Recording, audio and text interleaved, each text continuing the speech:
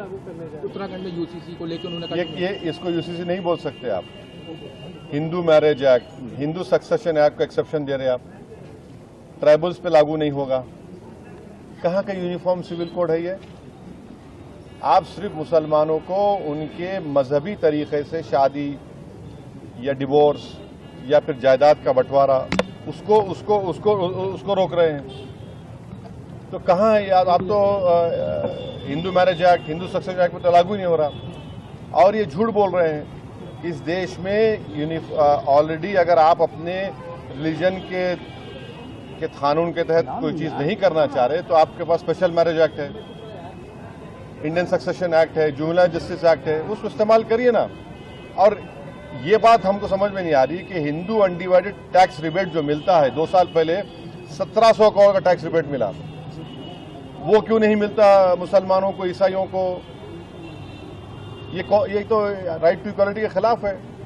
और आप uniform civil code की बात करते हैं, मगर कोई अपना मजहब हिंदुइज्म से चेंज करता है तो उसको परमिशन लेना पड़ता है। तो कहाँ का यूनिफॉर्म सिविल कोड हुआ ये? सर कहीं ना कहीं ये जो वक्फ एक्ट है वो सीधे तौर पे मुसलमानों से जुड़ा हुआ है। देश के मुसलमान क्या चाहते हैं? वो ये जो एक्ट है वो लागू होना चाहिए। कौन सा एक्ट? वक्फ अमेंडमेंट एक्ट। नहीं, देखिए, जहाँ तक हम जानते हैं, मुसलमानों का एक बहुत बड़ा ऑर्गेनाइजेशन है, all India Muslim personal law board, जिसमें मुसलमानों के मुख्तलिफ मसलक और मुख्तलिफ ऑर्गेनाइजेशन, सोशल, रिलीजियस सब हैं। सब ने उसमें पर्सनल लॉ बोर्ड ने इसको रिजेक्ट किया है।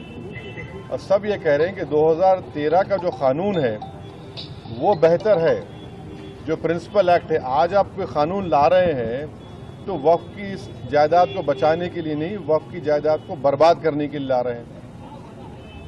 आप बताइए कि वक्फ बोर्ड में नॉन मुस्लिम मेंबर कैसे होगा? उत्तर प्रदेश में काशी विश्वनाथ बोर्ड है, क्या कोई नॉन हिंदू मेंबर बन सकता है? नहीं बन सकता है। आप कह रहे हैं कि अगर कोई मुसलमान जो 5 साल तक इस्लाम फॉलो करेगा वही प्रॉपर्टी वक्फ को दे सकता है, माने फिर वो 5 साल तक किसी और धर्म के स्थान को दे सकता है प्रॉपर्टी, मगर मुसलमान को, मस्जिद को या दरगाह को नहीं दे सकता। तीसरा, आप कह रहे हैं कि कलेक्टर को हम पावर देंगे। कलेक्टर कैसे पावर देगा? वो तो प्रिंसिपल्स ऑफ नेचुरल जस्टिस के खिलाफ है। कलेक्टर तो गवर्नमेंट का अपॉइंटी होता है। हाँ। चौथा, आप कह रहे हैं कि वक्फ बाय यूजर खत्म कर देंगे। वक्फ बाय यूजर तो अगर खत्म होगा तो फिर उत्तर प्रदेश में 95% वक्फ प्रॉपर्टीज वक्फ बाय यूजर, उसका क्या होगा?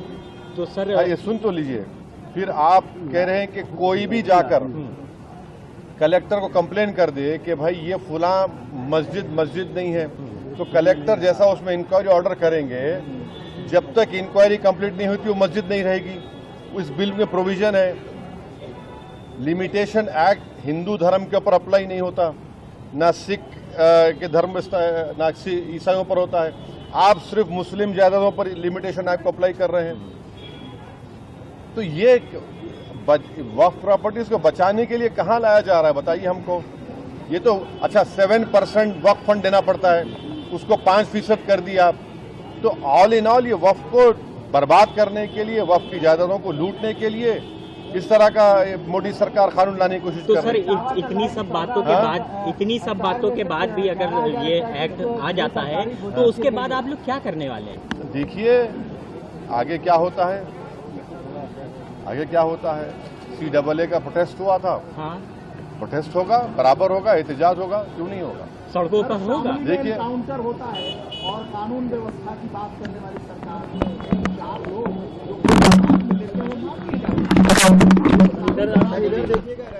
ये तो कानून की राज है। ये देखिए जो रूल ऑफ लॉ की बात संविधान करता है, रूल बाय गन का मामला है। ये कोर्ट किस लिए है, पब्लिक प्रोसिक्यूटर किस लिए है, BNS किस लिए है? अगर ये सब आप सिर्फ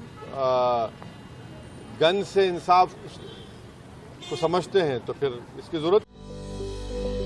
Welcome to K-Mall, a premium project by Kaleen Group.